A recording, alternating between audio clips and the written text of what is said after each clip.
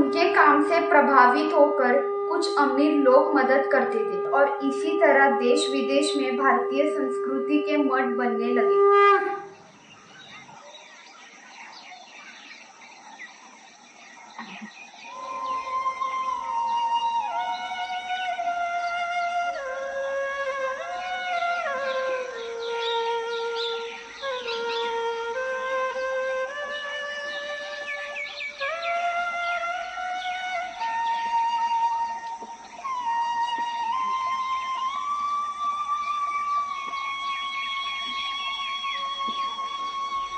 एक ही तो इच्छा है मेरी, स्वामी जी से मिलना।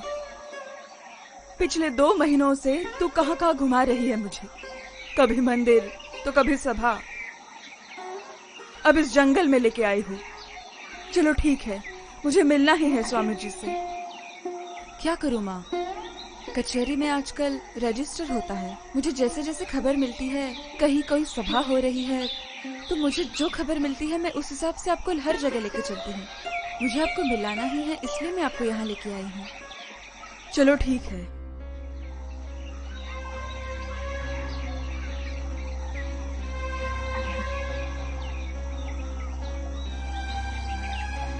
बस अब बहुत थक गई हूँ मैं, अब नहीं चला जाता। अब चलना भी नहीं है माँ, अब यहीं पर रुकना है, क्योंकि मैंने सुना है कि नरेंद्र की पद यात्रा यहीं से जाने वाली है। जैसे जैसे मुझे खबर मिलती है उसी हिसाब से मैं आपको बता रही हूँ। लेकिन ये जंगल तो देखो, कितना घना जंगल है, यहाँ बैठने को भी जगह नहीं है। कहीं से सांप आ गया तो क्या करेंगे हम? ऐसा कुछ नहीं होगा माँ, घबराइए मत, कुछ नहीं होगा, मैं हूँ ना आपके साथ। चाहे तो मुझे कितना भी घुमा ले, जंगल में घुमा, यहाँ वहाँ, चाहे कितना भी घुमा, लेकिन मैंने भी प्रण लिया है, स्वामी जी से मिलकर ही दम लूंगी मैं। माँ, मैं आपको जानबूझकर नहीं घुमा रही हूँ। हाँ, रहने दे रहने दे। तू जानबूझकर घुमा या अनजाने में घुमा, लेकिन घुमा तो रही हो ना। माँ, आज आपकी इच्छा पूरी करके ही रहूंगी मैं। यही बात तूने आज तक कितने बार बोली है। लेकिन माँ, आज देखो, सच में मैंने बहुत बार बोला है, मैं मानती हूँ, लेकिन आज सच में मुझे पक्की खबर मिली है, तो मैं आपको मिलवाऊंगी। देखती हूँ अब आज मिलते हैं कि नहीं।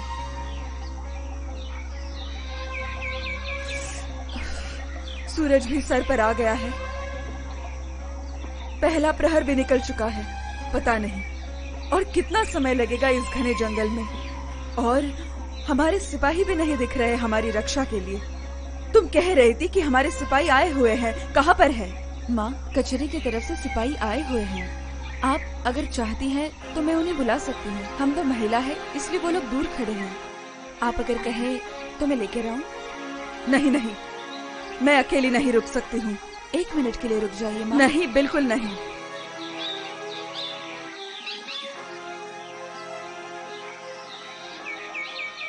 वो देखिए, जो आ रहे हैं ना चल के, वो जो कोट पहने हुए है वही सिपाही है, उन्हीं से हमारी बात हुई है। इन्हीं लोगों से मुझे समाचार मिला है, इसलिए मैं आपको यहाँ लेकर आई हूँ। प्रणाम रानी माँ, बताइए मैं आपकी क्या सेवा कर सकता हूँ? आपको कोई तकलीफ तो नहीं है? अरे तकलीफ तो बहुत है। अब मेरी बेटी जिस काम के लिए मुझे यहाँ लेकर आई है, स्वामी जी से मिलने के लिए, वो काम हो सकता है क्या आज? माँ, स्वामी जी से जो मिलना है ये इनका काम नहीं है, ये सिर्फ हम दोनों की सुरक्षा के लिए यहाँ है। हाँ हाँ, मालूम है मालूम है। अब तक तो तूने मिलाने का ही काम किया है ना, अब ये लोग कुछ कर सकते हैं क्या, देखती हूँ मैं भी। रानी माँ, कचहरी के आदेशानुसार हमें आपकी रक्षा करनी है और हम करेंगे।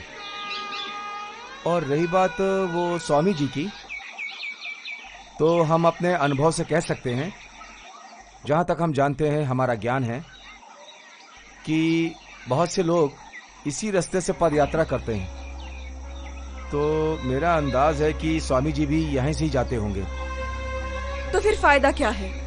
ये भी तो कभी से घुमा रही है, कभी कहती है यहाँ से आएंगे, कभी कहती है वहाँ से आएंगे, तुम भी तो वही कहते हो। फायदा क्या है तुम लोगों का? इस बात की सूचना हमारी कचहरी की ओर से ही दी गई थी रानी माँ, इस जंगल के जीव जंतु, इन जंगली जानवरों से आप बिल्कुल ना घबराएं और बिल्कुल निडर रहें, क्योंकि उसके लिए हमारे आदमी यहाँ कार्यरत हैं। आप बिल्कुल बेफिक्र रहें। रानी माँ, ये मेरी मजबूरी है कि मैं हमेशा आपके साथ साथ नहीं रह सकता, लेकिन मेरी उपस्थिति सदैव आपके साथ बनी रहेगी। आप बिल्कुल बेफिक्र रहिए। अच्छा रानी माँ, अब आज्ञा दीजिए। नमस्ते।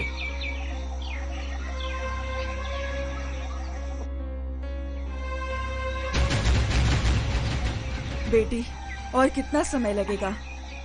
माँ, मैं आपकी मन की परिस्थिति समझ सकती हूँ, लेकिन धीरज रखिए थोड़ा सा।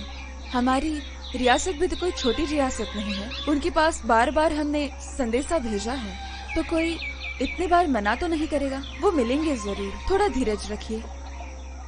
वो सन्यासी है चाहे कुछ भी है, लेकिन एक इंसान भी तो है।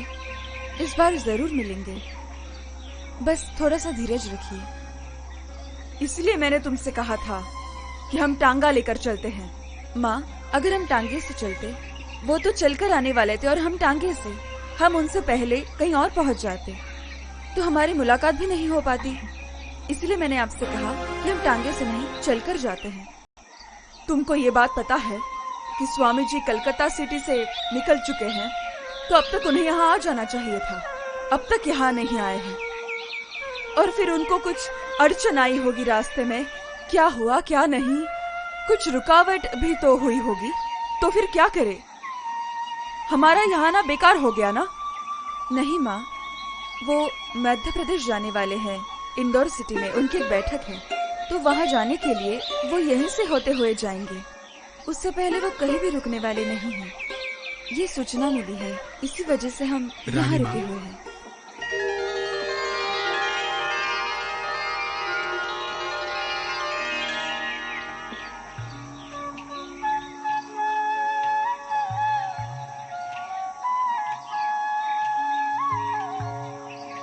माँ, यही स्वामी विवेकानंद है। हाँ, फोटो में देखा था, बिल्कुल वैसे ही है। रानी माँ, सबसे पहले तो मैं आपसे क्षमा चाहता हूँ। मुझे ये पता था कि आप मुझसे मिलने के लिए उत्सुक हैं। कई बार मुझे इस बारे में सूचना मिलती रही है, पर मैं क्या करूँ, मैं काफी व्यस्त था और सारे कष्ट जो आपको हुए हैं उन सब के लिए मैं क्षमा चाहता हूँ आपसे। नहीं नहीं बेटा, ऐसा कुछ नहीं। आखिर तुम मिल तो गए। कहिए रानी माँ, मैं आपकी क्या सेवा कर सकता हूँ? वो सब बातें तो करेंगे ही, लेकिन यहाँ खड़े खड़े नहीं। हमारी कोठी यहीं पर है, वहाँ चल के बात करते हैं। रानी माँ, मुझे कहते हुए बड़ा संकोच हो रहा है कि मैंने जब से ये वस्त्र धारण किए हैं तब से मैं किसी गृहस्थी में प्रवेश नहीं कर सकता हूँ। ये मेरे संन्यास व्रत के आचरण के विरुद्ध होगा। बेटी, तुम ही कुछ समझाओ ना, यहाँ कैसे बात हो सकती है? माँ, मैं क्या समझा सकती हूँ? वो जो बोल रहे हैं वो सही बोल रहे हैं। लेकिन क्या अपने यहाँ आएंगे नहीं स्वामी जी? रानी माँ, ये हमारी कुछ विवशताएं हैं। आपको मुझसे जो कुछ भी पूछना है, जो कुछ भी आपके प्रश्न हैं, आप कृपा करके यही मुझसे पूछ लीजिए। मुझसे जितना होगा उतना मैं आपके लिए जरूर करूंगा। रानी माँ, मैं जब यहाँ से गुजर रहा था, यहाँ पहुँचते पहुँचते मैं इतना थक चुका था, मुझे ऐसा लगा थोड़ी देर विश्राम करना चाहिए। तो इस पेड़ के नीचे मैं विश्राम करने के लिए बैठ गया और मेरी आंख लग गई। उस बीच आप लोग यहाँ पर आए और काफी परेशान हुए। आपको इस बारे में जो कुछ परेशानी हुई है, जो कुछ कष्ट पहुँचे हैं, उसके लिए मैं आपसे फिर से क्षमा मांगता हूँ। नहीं नहीं, ऐसी कोई बात नहीं है, हमें कोई परेशानी नहीं होगी। लेकिन आप वैसे ही हो जैसा हमें राजकुमारी ने बताया था। रानी माँ, आज मैं जो कुछ भी हूँ रानी साहिबा के कारण ही हूँ। इनके कारण ही मैं शिकागो जा सका, और उसके बाद ही मेरे मन में जो कुछ था और गुरुजी की जो प्रेरणा थी वो कार्य मैं कर रहा हूँ आज। मेरे मन में भी थोड़ा सा दुख था कि मैं शिकागो से लौटने के बाद रानी साहिबा के पास आभार व्यक्त करने नहीं जा सका। उसका कारण ये था कि रानी साहिबा का मन बड़ा कठोर है, तो उस कारण मुझे थोड़ा सा डर लगता था, मैं इनके सामने नहीं आ पाया। नहीं नहीं नहीं, ऐसा नहीं है।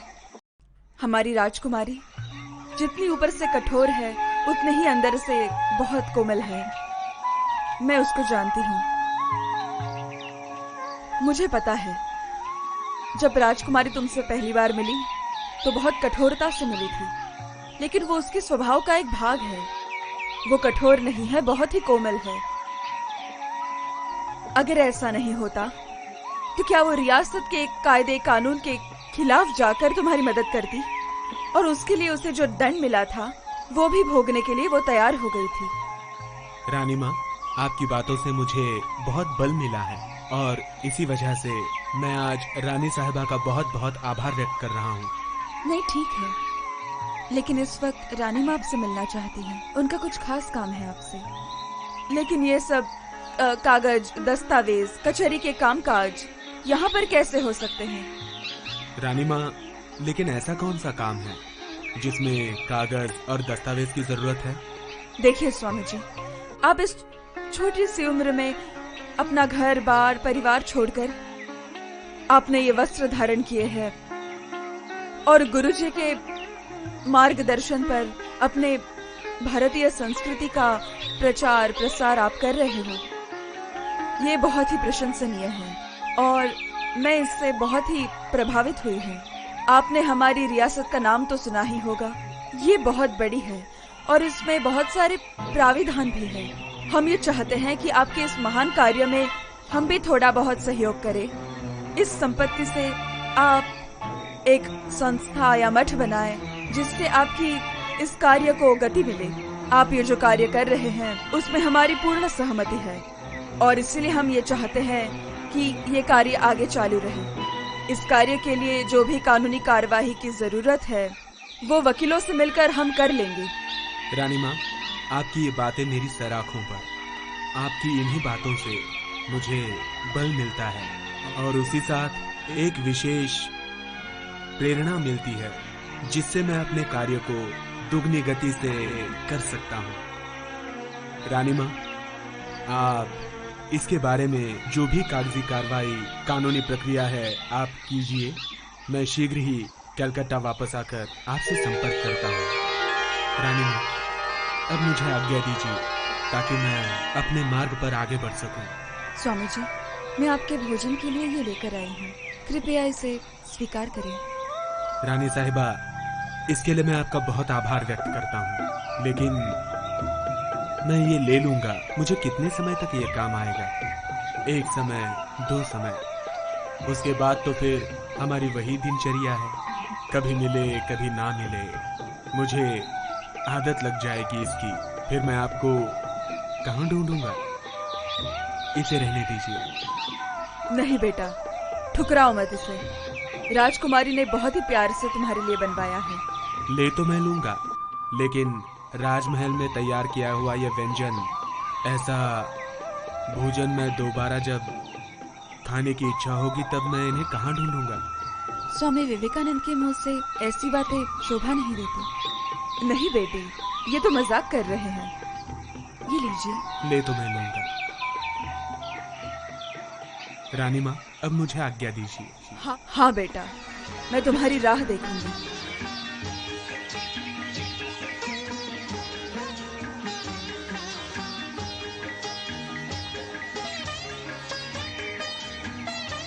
आखिर तुम्हारी मेहनत रंग लाई बेटी। हमने कितनी मेहनत की, तब जाकर स्वामी जी के दर्शन हुए। मैं बहुत खुश हूँ, लेकिन एक बात है, क्या तुम उनके मजाक भी नहीं समझ सकती हो? बेचारे डर जाते हैं। कितनी कठोरता से तुम बात करती हो। उनकी उम्र ही क्या है, घबरा गए बेचारे। माँ, आपने सुना है ना कि उनके ये जो कार्य है उनके पीछे मेरा क्या योगदान है? और मेरा योगदान यही है कि मैं कठोरता से पेश आती हूँ। हाँ, मानना पड़ेगा, मेरी बेटी का दिमाग कुछ कम नहीं है।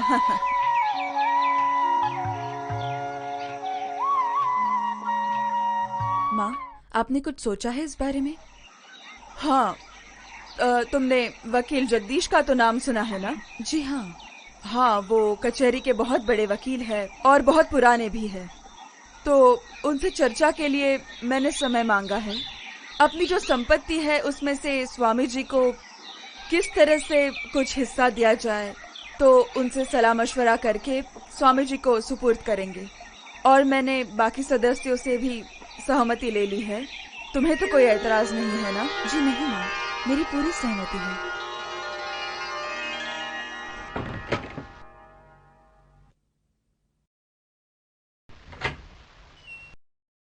अभिनंदन मित्र। अभिनंदन? किस खुशी में? इस बार आपकी सूचना बिल्कुल सही निकली। ये तो बहुत ही अच्छी बात है। और रानी माँ की स्वामी जी से मुलाकात हो गई। तो मैं ये समझूं कि हमारे ऊपर आने वाले सारे खतरे टल गए? बिल्कुल टल गए। अब ये तो बोलने की बात ही नहीं है। बहुत अच्छी बात। आपको जानकर खुशी होगी, रानी माँ इस बार स्वामी जी से मिलके इतनी प्रभावित हुई कि अपनी संपत्ति का कुछ हिस्सा स्वामी जी को सुपुर्द कर दिया। अच्छा हुआ, लेकिन ये किस लिए? वो इसलिए, स्वामी जी जो भारतीय संस्कृति की उन्नति के लिए प्रचार कर रहे हैं उसमें बढ़ोतरी हो, इसलिए। रानी माँ की जय हो। प्रणाम।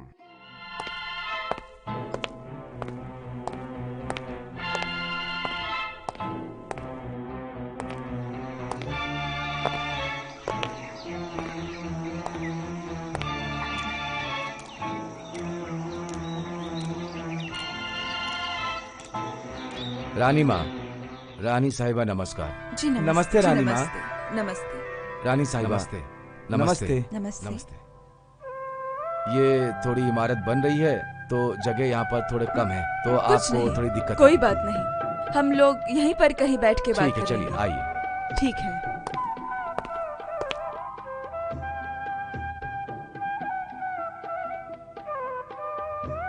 हाँ रानी माँ, तो फरमाइए, मैं आपकी क्या सेवा कर सकता हूँ? आप तो हमारे रियासत के बारे में जानते ही हो। अब कोई धार्मिक संस्था को उस रियासत में से कुछ हिस्सा हम दान स्वरूप देना चाहते हैं, तो इस बारे में जो भी कानूनी कार्रवाई करनी चाहिए उसके बारे में आपसे चर्चा करने आए हैं हम। इस बारे में हमने सभी भागीदारों से सहमति ले ली है। इस बारे में कचहरी में कानून कैसे सहमत होगा ये आपको देखना है। माँ, एक बात कहूँ? हाँ बोलो ना बेटी। आप जिससे ये देना चाहते हैं संपत्ति, उस बारे में वकील साहब को बता दीजिए, फिर उन्हें भी काम करने के लिए सहमति मिल जाएगी। हाँ वकील साहब, राजकुमारी सही कह रही है। हम ये संपत्ति स्वामी विवेकानंद जी के नाम पर करना चाहते हैं।